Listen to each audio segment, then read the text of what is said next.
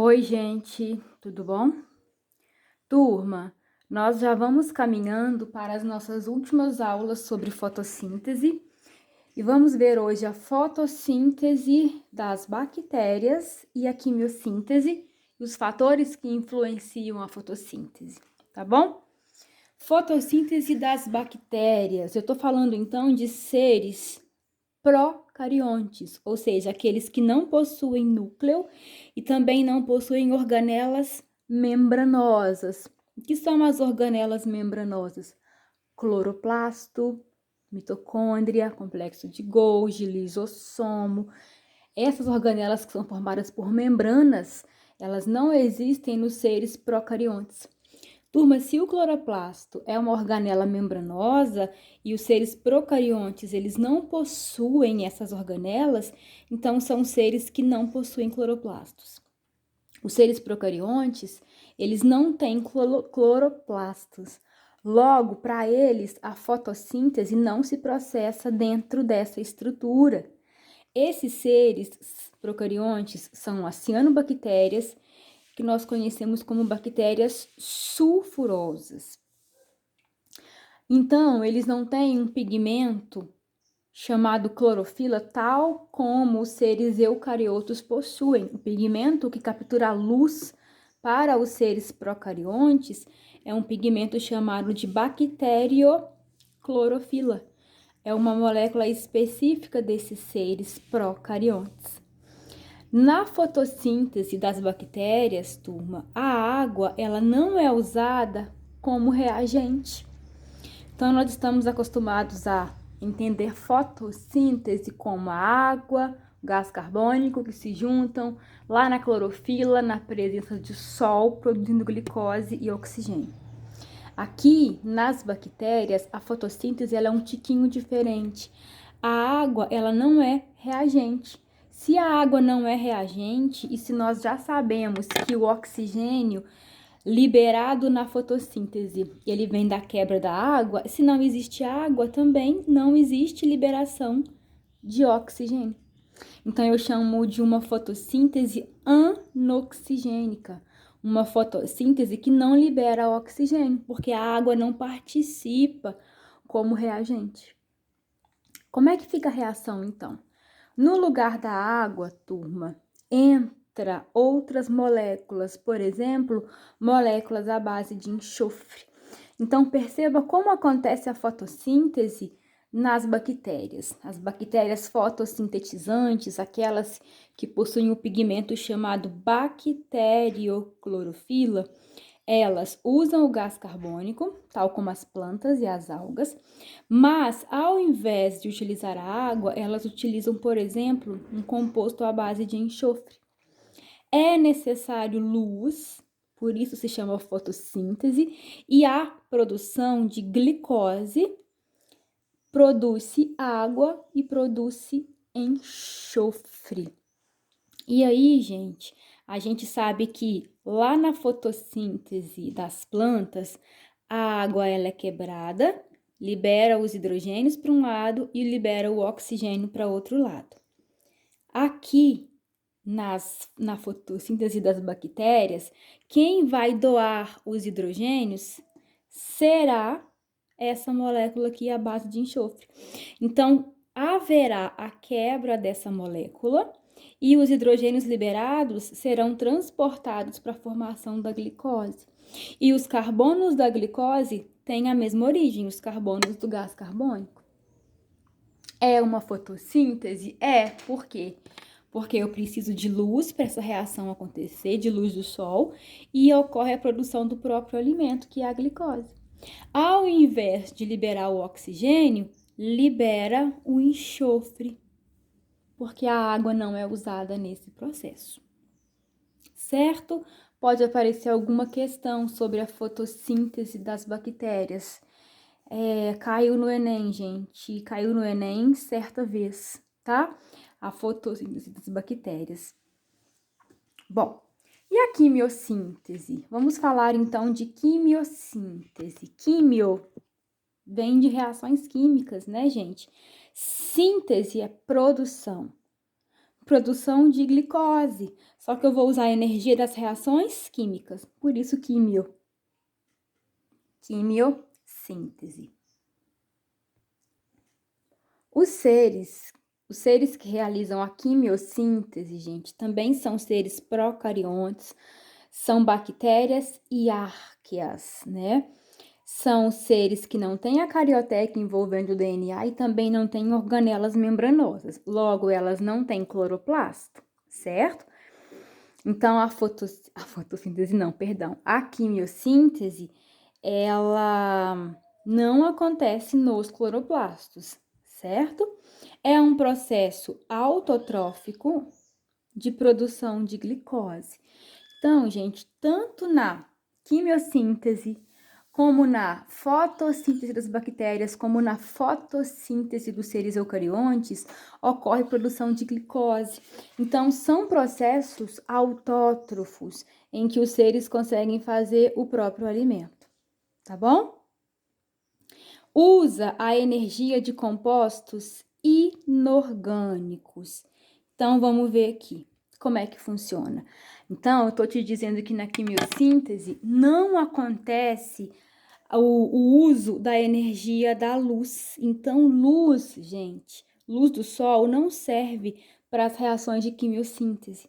A energia para esse processo, ela vem de compostos inorgânicos. Vamos entender isso aqui. A quimiossíntese, ela tem dois processos. O processo 1 e o processo 2, ou ela tem duas fases, uma fase 1 e uma fase 2.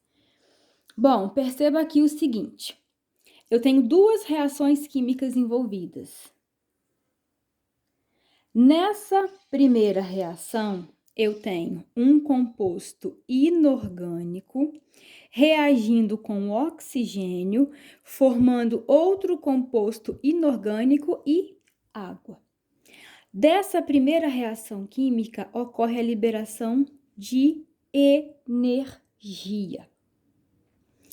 Aí, turma, o ser quimiosintetizante, as bactérias e as arqueobactérias, elas pegam gás carbônico do meio e água do meio, agora que vem o bonito, usam a energia da primeira reação,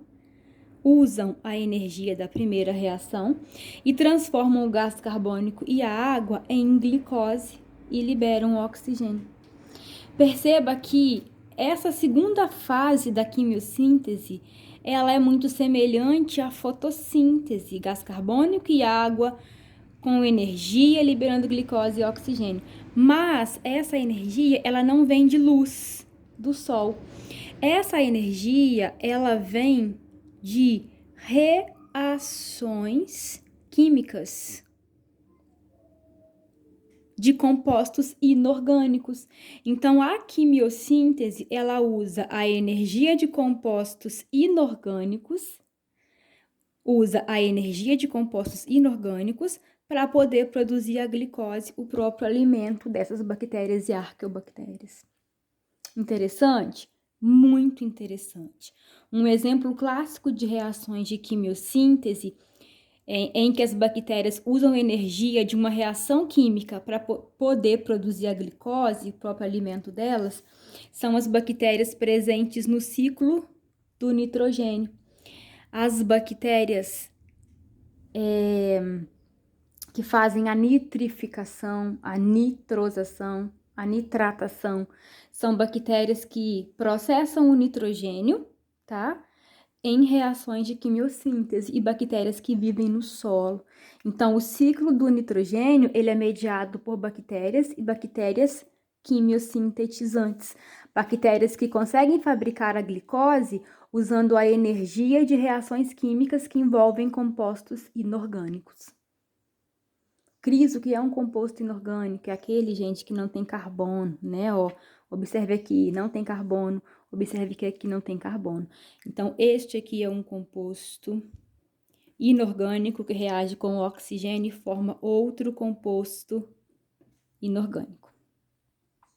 Certo? Tranquilo? Então, tá ótimo.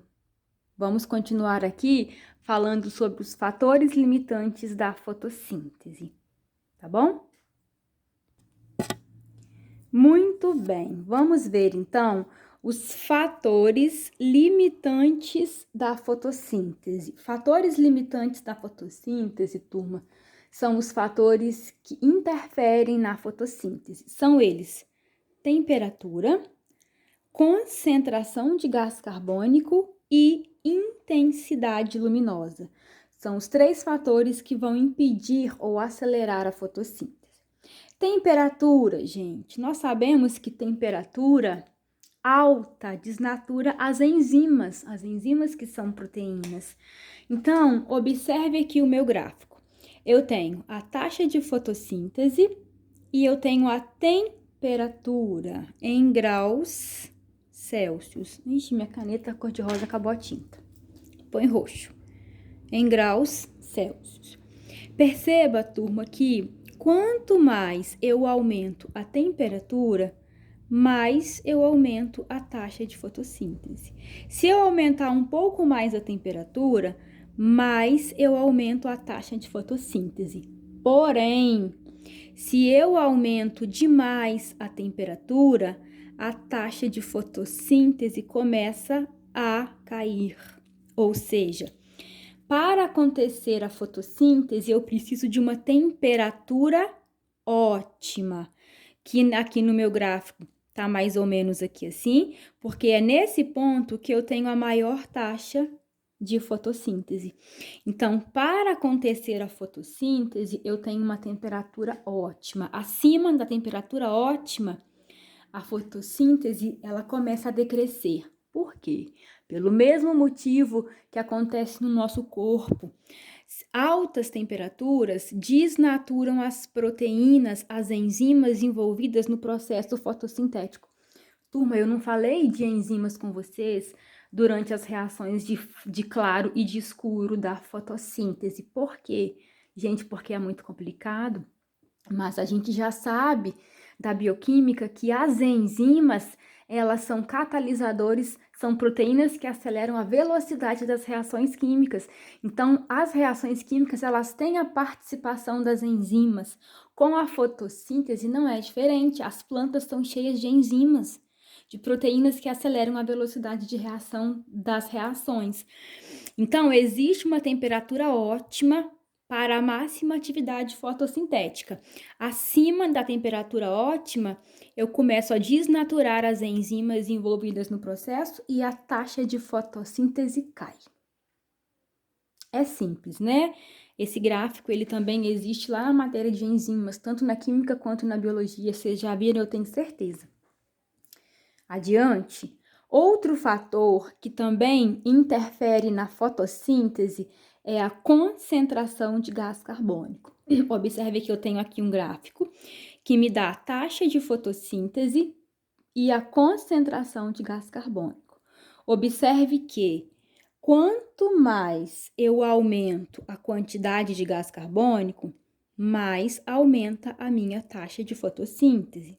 Se eu aumento um pouco mais aumenta a minha taxa de fotossíntese. Porém, turma, vai chegar num ponto aqui, ó, chamado ponto de saturação de gás carbônico, né? Que não adianta eu acrescentar gás carbônico para essa planta, porque a taxa de fotossíntese, ela permanece constante. Por que que isso acontece? Porque, turma, a partir de uma certa quantidade de gás carbônico, eu saturo o sistema. A planta não consegue utilizar todo o gás carbônico disponível. Então, altas concentrações de gás carbônico me trazem aumento fotossintético, eu aumento a fotossíntese, tá? Mas essa elevação, ela não é constante. Por quê? Porque eu saturo o sistema enzimático da planta. Não adianta eu fornecer gás carbônico em excesso, porque não vai ter enzimas em excesso para poderem metabolizar esse gás carbônico, certo? Faz mal para a planta? Não faz mal, só não vai aumentar a taxa de fotossíntese a partir desse ponto de saturação aqui, certo? Simples também, né, gente? E faz muito sentido isso que nós estamos falando. E o último fator que interfere na fotossíntese é a intensidade luminosa, é a quantidade de luz.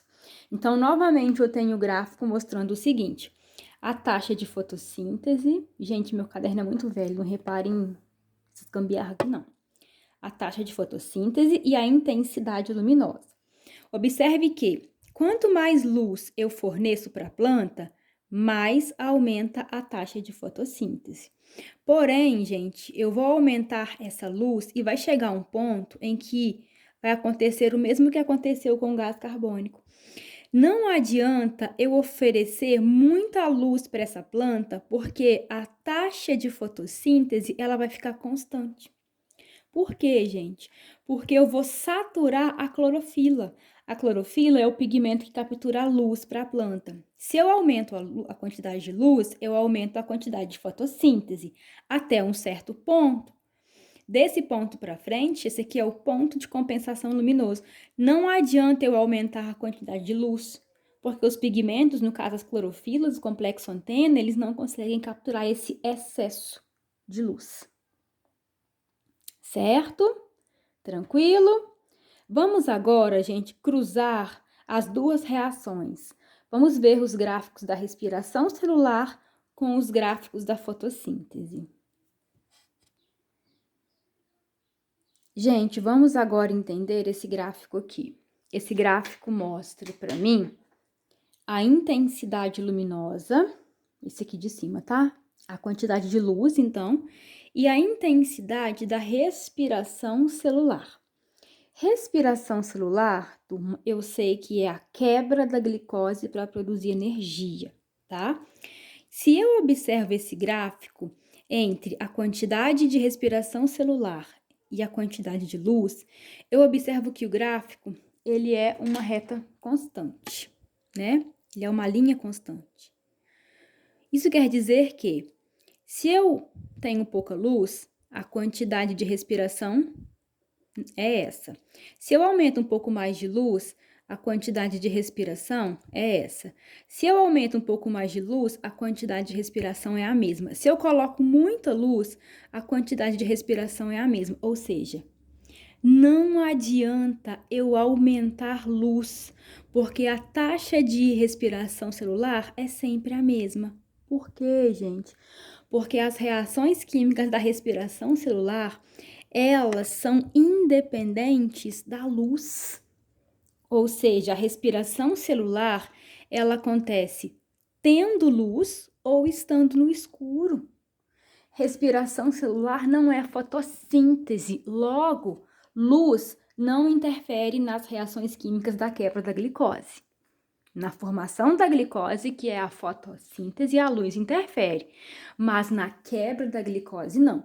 Então, se eu entendo respiração celular como a quebra da glicose, eu entendo também que a luz, ela não interfere nesse processo. Por isso que o gráfico é sempre constante, certo? Mas, se eu cruzar os dois gráficos, o gráfico de fotossíntese com relação à intensidade luminosa e o gráfico da respiração celular, que é uma constante que eu acabei de ver aqui em cima, eu observo algo muito interessante. Nós já vimos que fotossíntese é o contrário de respiração celular.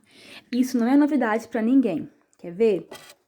Se eu fizer aqui a fotossíntese, eu tenho gás carbônico e água como reagentes, formando glicose e formando oxigênio. Isso aqui, gente, é a reação química da fotossíntese. Nesse sentido, é a fotossíntese. Mas e se eu fizer a reação ao contrário? Se eu ler daqui para lá, da direita para a esquerda, eu tenho glicose e oxigênio se transformando em gás carbônico e água. É a equação da respiração celular. Então, se eu leio no inverso, se eu leio para cá, eu tenho a respiração celular. Logo, eu concluo que fotossíntese e respiração celular, elas são reações contrárias. Os reagentes da fotossíntese são os produtos da respiração. E os produtos da fotossíntese são os reagentes da respiração. Fotossíntese e respiração celular são reações contrárias. Isso é muito bonito, porque isso me ajuda a entender quando é que a planta ela vai crescer, ela vai estagnar e ela vai morrer. Quer ver? Observe esse gráfico aqui agora com atenção. Eu cruzei, então, o gráfico da respiração celular e o gráfico da fotossíntese e eu estou analisando a intensidade luminosa. Eu acabei de falar com vocês que luz não interfere na respiração, por isso é uma linha constante. Agora, a luz interfere na fotossíntese. Quanto menor a quantidade de luz, menor é a taxa de fotossíntese. Mas vai chegar um ponto, esse ponto aqui, que não adianta eu colocar luz, porque a fotossíntese ela ficou constante. Eu destaquei 3 regiões nesse gráfico. A região A, que compreende aqui mais ou menos, a região B, onde os dois gráficos se cruzam, e uma região C. Vamos analisar o que acontece em cada região, turma? Na região A, o que eu observo? Eu observo que a fotossíntese, que é a linha vermelha, ó, ela está inferior à respiração celular. Isso me diz o quê? Me diz que no ponto a fotossíntese é menor do que a respiração. Logo, a planta produz pouca glicose e consome muito na respiração celular. Gente, se a planta produz pouca glicose e consome muito, eu tenho que a fotossíntese ela é menor que a respiração. Então, a planta, nesse ponto A, ela consome as reservas para poder sobreviver. Por quê? Porque ela faz pouca fotossíntese e muita respiração celular. Ela faz pouca glicose e consome muita glicose. Então, ela vai começar a consumir as reservas de amido que ela tem para poder sobreviver. A planta, ela não cresce, ela apenas sobrevive. Analise o ponto B. Aqui no ponto B, gente, eu tenho exatamente o ponto em que a taxa de fotossíntese ela é igual à respiração celular. Aqui no ponto B, eu tenho ponto de compensação fótico aqui em cima, ó. PCF, ponto de compensação fótico. Ponto de compensação fótico. Nesse ponto, eu tenho a mesma taxa de fotossíntese e a mesma taxa de respiração. A taxa de fotossíntese igual a de respiração. Isso quer dizer o quê? Que a minha fotossíntese é igual à respiração, ou seja, tudo que a planta produz de glicose na fotossíntese, ela consome na respiração celular. Então, no ponto B, a planta também não cresce, mas ela não morre, ela está em equilíbrio. E ela não está vivendo de reservas como no ponto A. Por quê? Porque se ela faz 100 moléculas de glicose, ela consome a 100. Então, eu tenho as trocas gasosas em equilíbrio. Tudo que a planta produz é consumido na respiração. A planta sobrevive, mas não cresce. Agora, analise o ponto C. No ponto C, gente, eu tenho que a fotossíntese, as taxas de fotossíntese são maiores que as taxas de respiração. Ou seja, a planta produz muita glicose e consome pouca. Então, está sobrando glicose. Se está sobrando, ela pode estocar e crescer. Então, no ponto C, a fotossíntese, a quantidade de fotossíntese é maior do que a quantidade de respiração. A planta produz compostos orgânicos, que são as glicólises na fotossíntese, e produz em grande quantidade, ela produz mais do que ela consome na respiração. Então, a planta pode crescer, ela pode criar folhas, caule, raiz, flores, frutos e sementes. Certinho? Então, esse gráfico aqui ele é importante, esse entendimento é importante. Espero que vocês tenham gostado. Às vezes, na sua casa, tem uma planta que tá lá, não cresce e também não morre. Ela tá nesse ponto aqui, ó, em que tudo que ela produz, ela consome. E se ela tá morrendo, pode ser falta de luz, porque aí a fotossíntese tá menor do que a respiração. Aí, se ela consumir todas as reservas, ela vai começar a morrer. E se a sua planta tá bonita, crescendo muito, você tá na etapa C, em que a taxa de fotossíntese é maior que a respiração. Aí a planta vai crescer e ficar bonita. Certo? Então, fechamos aqui. Espero que tenham gostado. Eu adoro essa matéria, vocês já sabem. Um abraço e até a próxima aula. Tchau!